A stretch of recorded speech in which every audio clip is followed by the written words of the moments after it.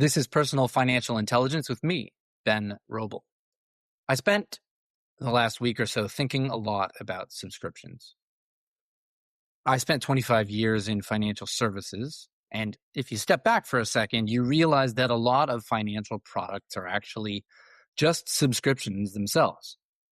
Mortgages, insurance policies, ETFs, these are things you own until you choose not to, and every day while you own them, you pay a fee. An interest rate, a premium, or an outright fee. Now, some of this makes sense. How else are you supposed to get these products to work? But fundamentally, what's important to recognize here is that subscriptions are really most attractive to businesses. They are predictable. They're predictable for company leadership, and they're predictable for the investors in the company. Something that's predictable is generally worth more than something that's not. But the problem is that the data says people are getting overwhelmed with the number of subscriptions that they have.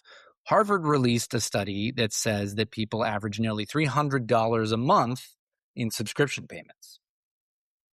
And what that has led to, as many of you may have seen, is an effort from people to reduce the number of subscriptions. And we've seen companies specifically build tools that help you identify subscriptions that you don't use anymore. The other problem with a subscription is that in between the moments when it's valuable, there's a lot of doubt as to what exactly it's doing. I mean, if you think about this from the perspective of Netflix, you want to have access to movies on demand, so you have to pay for something to be on demand. A subscription model makes a lot of sense. I think it's time for the financial services industry to reconsider its commitment to the subscription world. So let's talk about a couple concepts that really drive this perspective. The first thing is that there are effectively two levers when it comes to your finances. There's a cost lever and there's a growth lever. Now, the cost lever essentially says you're not going to focus on growing your income, growing your assets. You're going to just focus on keeping more of what you have. So this is a budgeting app that focuses on your spending, or an index fund that charges you a small fee to match the market.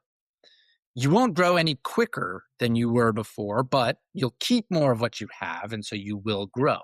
More money will accrue to you over time. The problem with a cost lever is that it takes a long time to work. You can't save your way into wealth except for over a longer period of time. A growth lever focuses on growing the value of your assets or growing your income. So you think about this as like a job change where you go somewhere else for a raise, or a private equity investment where you accept that you pay a higher fee, but you have a higher expectation for returns. When it comes to personal finance, you should be pulling on both of these levers. And the ones that you pull on and when you pull on them have a lot to do with your unique circumstances. This is one of the reasons why generic financial advice that you find in books and podcasts and on the radio and on the internet is actually sort of difficult to implement. And it tends to skew towards the cost argument.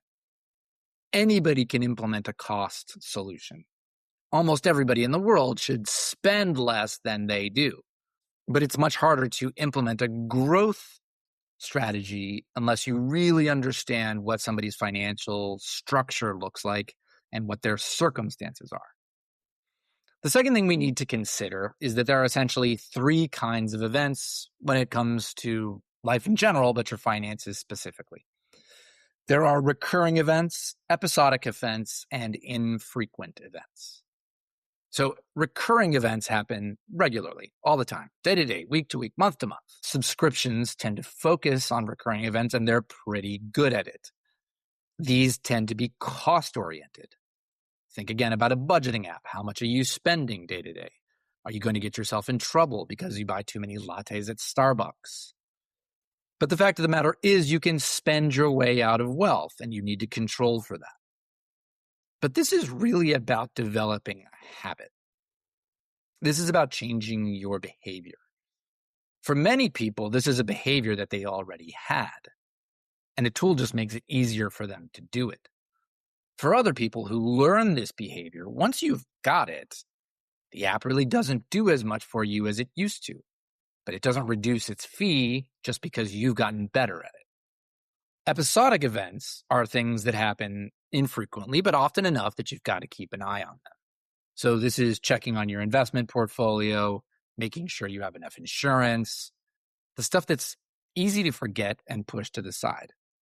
These are important, but you don't see a lot of subscriptions here. You see a lot of free offerings. Hey, come in and use our free tool. And then they may use that to market subscriptions to you. And the reason you don't see a lot of subscriptions here is because in the time between each event, there's not a lot to pay for. And so it's hard to justify a subscription. So what that means is it's left largely to you to do on your own. And that's one of the reasons why these kinds of events are the ones that slip through the cracks. It's easy to forget, it's boring to do, and there are certainly things that you would rather be doing.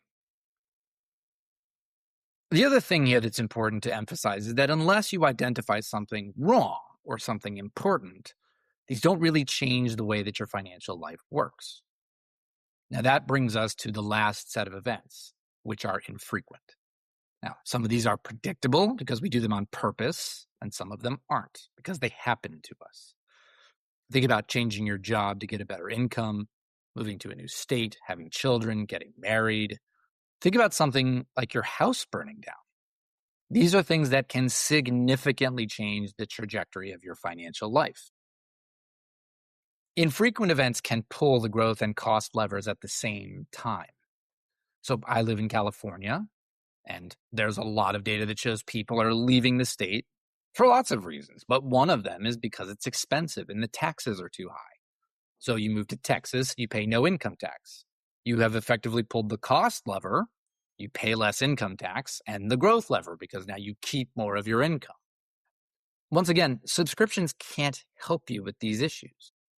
Let me give you an example. I was on LinkedIn about a month ago, and there was a woman who uses a budgeting app who was talking about how it kept pinging her about her being over budget, that her spending was too high. Her frustration came from the fact that she and her family were getting ready to move, and therefore their spending had spiked. But her budgeting app, which is tuned to look for recurring events, had no ability to accommodate this sudden change in spending, and she had no way to turn it off. So it kept reminding her that they were spending too much money. Your financial life, and in fact, its impact on your regular life, are defined by big decisions. A lot of them you make when you're young. Some of them you never change. What do you do for a living? Do you get married? Do you have children? Things like that. And the trajectory of that life that you've picked changes if you make mid-course decisions or if some of these things happen to you. So subscriptions are not the panacea that we have been promised. They have been overused and overapplied. And not necessarily because they benefit us as users, but because they are easier and more attractive for the businesses that offer them. So I would encourage you to make sure that you are matching the solution you buy to the problem that you have.